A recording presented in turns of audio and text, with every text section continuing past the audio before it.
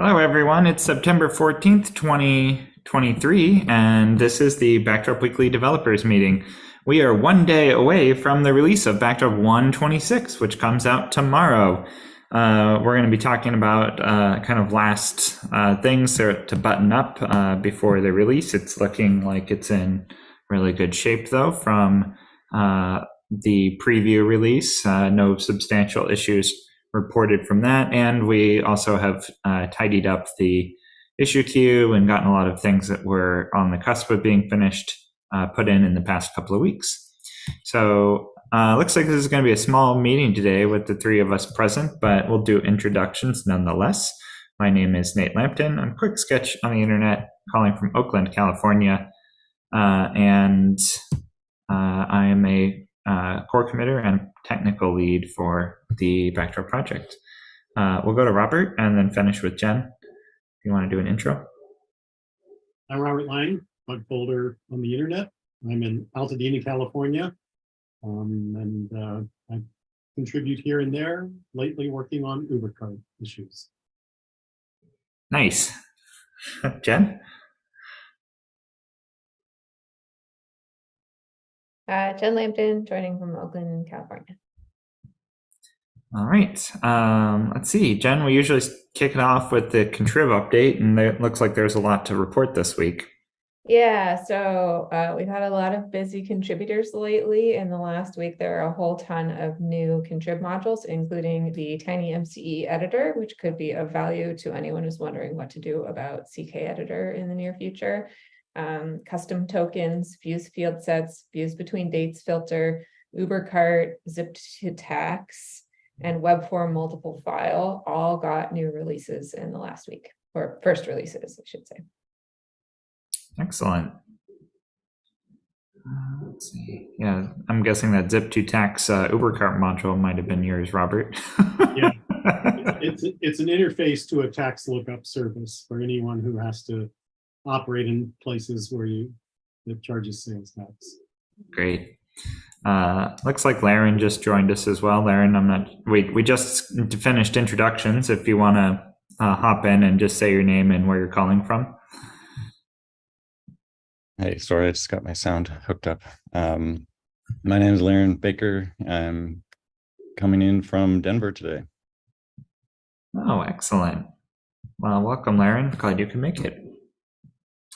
Let's see, announcements and things. Backdrop Live is happening next week. So that's a week from tomorrow, September 22nd and 23rd. Backdrop Live is a online event available from anywhere. It's an unconference, which means that there's kind of a vague, loose schedule, but a lot of the schedule actually gets set up while the event is actually happening. And everyone is welcome to attend. It's a free event. You are encouraged to leave a donation, but that's totally optional. You can find more information at events.backdropcms.org. And speaking of events, Backdrop Live organizer, along with Jen, Tim Erickson, is doing an event this weekend. If you happen to be in the Twin Cities area in Minneapolis, Minnesota, United States, then Tim Erickson is giving a presentation about Backdrop, just generally the Backdrop project tomorrow at the Twin Cities Drupal Camp. And since Tim is also a very active part of the Backdrop community, he's on our project management committee and orchestrates a lot of the community events. Backdrop, as an organization, is also sponsoring the event. So we are a sponsor at Twin Cities Drupal Camp, just helping that project along as well. Let's see. Also, there's a lot of things happening around here and special dates. Tomorrow is the release of Backdrop 1.26. Backdrop Live is next week. But also of note, about 10 years ago, and I think it's 10 years from tomorrow, I think, we Jen and I released the original Backdrop manifesto, so just kind of interesting anniversary of the conception of the Backdrop project. The Backdrop fork, the original fork of Drupal, got pushed onto GitHub September 3rd. I was just going down memory lane the other day. I was like, oh, it's been 10 years, I think. And September 3rd is when it first showed up on GitHub. But then people on the internet kind of discovered it September 13th. And that was when we realized that we made a huge mistake of don't put a fork of Drupal on the internet without being prepared to talk about it. Because we were caught a little bit flat-footed and then had to write up what the heck we were doing, and it took us a couple days to turn that around. And then we published the original Backdrop manifesto, which is now available on backdropcms.org, but originally it was just a one-page website. And so we'll probably put out some little announcement about that, maybe alongside the 126 release or separately. I don't know. We'll see. So that's a little bit of fun history. So let's see. 126 coming out tomorrow. The state of things is really good. We have almost all of the issues that are in the 126 milestone complete. There are three remaining things. We need to get in the reporting of the current version of CK Editor into telemetry module. That will make it so that as users upgrade into 126, we'll get an idea of how many users are using CK Editor 4 in preparation for the release of 127, which will come out next year, which ideally will have CK Editor 5 shipping in core.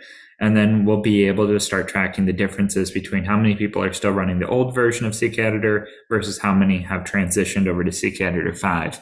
And that will long-term inform our decision-making about other things we can do, like start putting an error or a warning message in the status report about running the old insecure, unsupported version of CK Editor 4. I should say, well, I'm not sure if unsupported implies insecure. Maybe it does, but there haven't yet been major security vulnerabilities reported in CK Editor. But also, I feel like I've covered this a lot of times, but I'll say it again, that CK Editor support still runs through November 22nd for the Drupal project and for the Backdrop project. So both of our projects have basically a special relationship with CK Source to continue providing maintenance until that date. But then after that date, then it will become fully unsupported, even for us. And that leaves a little window between November and January where Backdrop Core won't have a supported rich text editor in it. But that's why we're working on the contrib module at the same time. So that issue is 4122 to get the telemetry information into core. That pull request just needs review, but I think it's actually been looked at a couple of times already. And I'm feeling good that we'll be able to get that in today for the release tomorrow.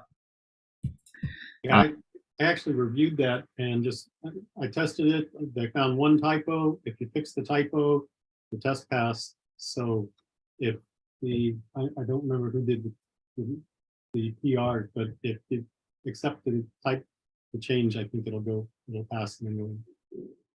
Yeah, I think that's Jen's pull request actually. So Jen, maybe you could take a look at that. Yeah, I saw that as well. Thank you for reviewing it. Let's see. And then super tiny issue, this remove the interest cohort header, issue 6199 just needs to be merged. And this is just removing a header that no longer has any effect. It's not really something that needs to go into 126 specifically, because I think it could honestly qualify as a bug fix at this point, because it's just a header that isn't doing anything at all. Kind of in the last week, I think that this news also came out that Chrome had its 15-year anniversary, 15-year birthday, and they did a big redesign of everything in the Chrome browser. But then they also rolled out their new advertising platform. So they kind of tried to like blunt the edge of it a little bit by saying, look at this fancy new redesign, look over here, while they're also like, also when you turn on your browser, you're going to have to agree, maybe not have to, but agree to this feature called Privacy Sandbox, which is actually their new advertising platform. And so if you agree to be a part of Privacy Sandbox, then you've opted into their new ad platform. Very sneaky. But this interest cohort header was the response to Google's failed first attempt at building out a similar platform where the browser is going to start tracking people instead of using cookies. So they say that they're trying to do the lesser of two evils, where instead of using third-party cookies everywhere, they're going to do something that's better and more secure. But it's funny and ironic because Safari and Firefox just outright block all third-party cookies. So there's that option. But Google's not going to do that because it's where their money is made. So they need to come up with something else. So anyway, those are the two issues that I'm tracking, both very minor for the 126 release. I'm curious, Laren, you weren't around for the start of the call, if you have any favorites or anything loose ends for the 126 release that you'd like us to take a look at. Yeah, I put one in, I think it's actually marked as 125.2, and I think somebody did a final code review on it, so I think it's just ready to merge. But the click menu, the option to make the menus click down instead of hover down. Oh yeah. And it was just, I think it was some JavaScript code that I initially wrote, which was not good. And so it's a cleanup there. But great. Yeah, that's already in the RTBC queue, right? I think so, yeah. Great. Yeah, RTBC issues, there are I think 3 or 4 RTBC issues that aren't blocked, and I'll continue to merge those in as well. Laren, you're also welcome to merge those in as well. I went through the list, and we got in like a good dozen or so RTBC issues in the past week. Most of those went into both 126 and 125.2, which will also be coming out tomorrow. So it's been a little while since we've had we only had one bug fix release this whole cycle, which is about the minimum that we can have. So the 125.2 and 126, when it comes out, both are going to have a lot of bug fixes in them, which will be great. I think Indigo Zello flagged after last week that although both of them received the updates for PHP 8.2 compatibility, that's also another little marketing spin that we can put on things, potentially, that 126 is PHP 8.2 compatible. So will 125.2, but that's fine. Usually we like people to get onto the latest version. So, and I missed I didn't get it ready in time, but maybe for after 126, I want to get focus on the configuration in the database again. Yeah, I kind of ran stuck trying to figure out how to write a test that would change how it installed. Yeah, that's a tricky one. I am not totally sure how to do that either. We could look at how Drupal, modern Drupal tests that. For sure, they've got to have something in there, right? Maybe. I don't know. Or they just assume it's there because it's always there. Yeah, because that's not in Drupal land. There's no Drupal core only has one storage mechanism, so it's a contrib problem whether or not trying to figure out how to store your config somewhere else, potentially. So there is that. I'm not quite sure how to do that testing. It also really messes with our caching of the install profiles, because everything is, we just clone the database in between test runs. And if you need to test one thing that has config in the database and one that has files as config, then the database isn't the same. So it'll be an exceptional test case for sure. So Yeah. I might need to flag that one for some additional multiple person conversation. Mhm. It's also, I don't quite know what to do about this one, because it's also like, I think we already separated out, like, converting from files to database storage is like, that's its own separate issue, Right. which makes sense.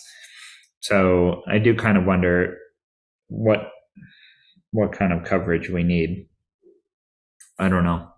I think let's keep pushing on tests until we find, and if we find that it's impossible, impossible in air quotes, then Yeah. we'll need to make some decisions about that. But I think for now we need to keep pushing on. Let's figure out how to get the tests compatible with that concept. We may have to. It might be nice, actually, if there was some kind of like ability for tests to opt out of the caching, like to opt out of the cache scenario where they clone the database and do a fresh install anyway.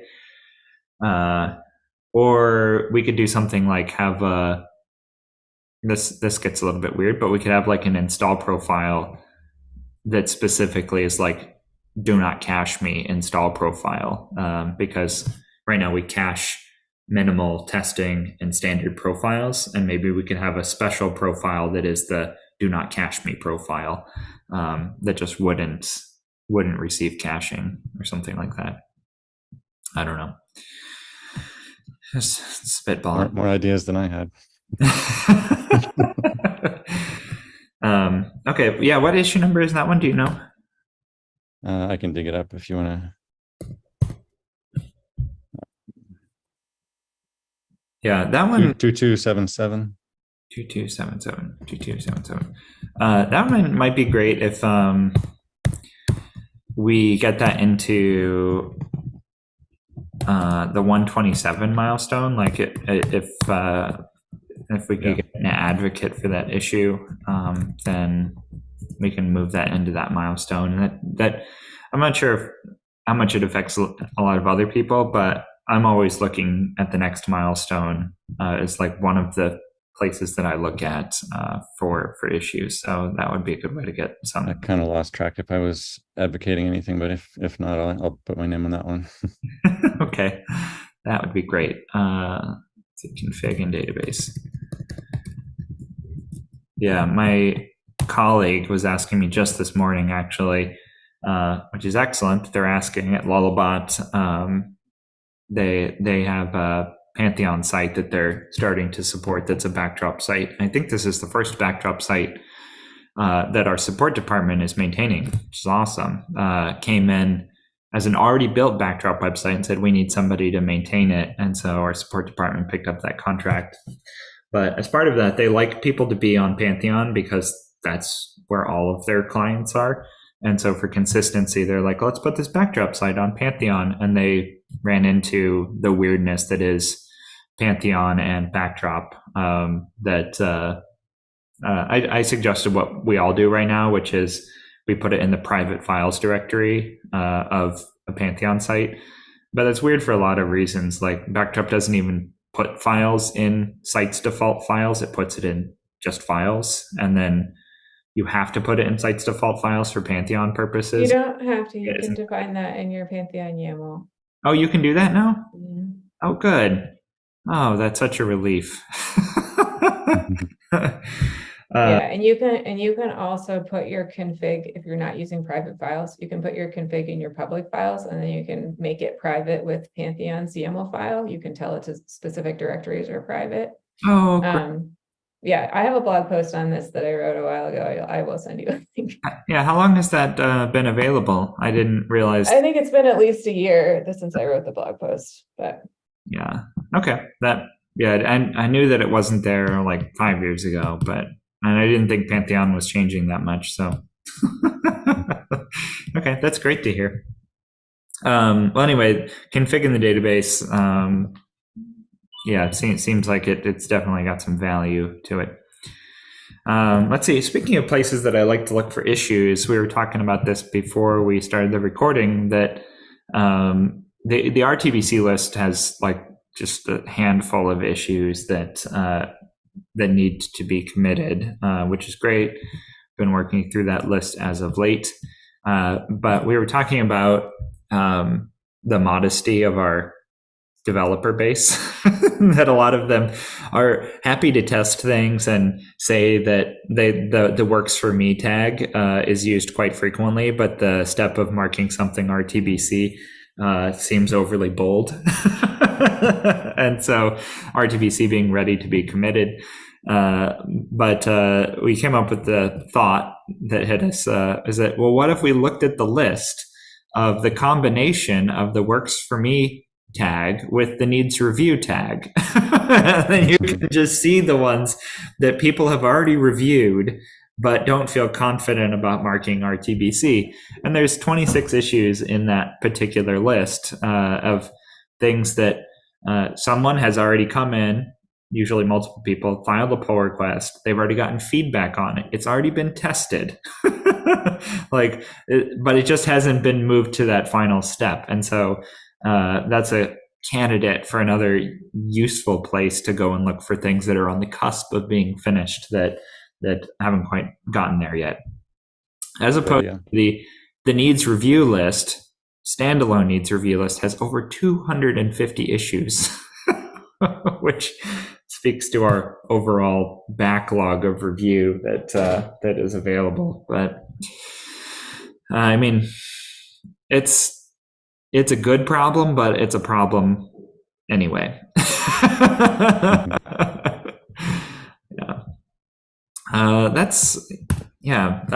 Any commentary or anything on the state of our issues or 126?